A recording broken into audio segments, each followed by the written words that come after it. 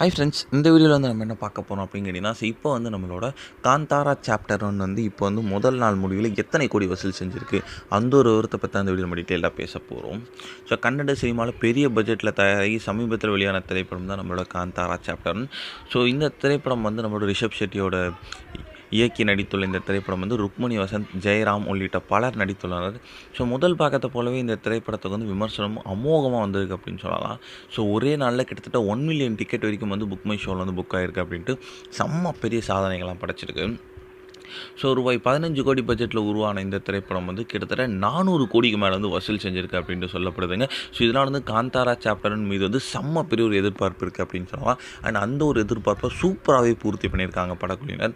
அந்தளவுக்கு வந்து படம் வந்து செம்ம பிளாக் பஸ்டராக இருக்குது அப்படின்ட்டு சொல்லப்படுது. அண்ட் தமிழகத்தில் மட்டுமே முதல் நாளில் கிட்டத்தட்ட 6 கோடிக்கு மேலே வந்து வசூல் செஞ்சுருக்குங்க. ஸோ இந்த ஒரு விஷயம் ஃபேன்ஸ் மத்தியில் ரொம்ப ரொம்ப ட்ரெண்டிங்காக போயிட்டுருக்கு. So Kantara sure black Bastar.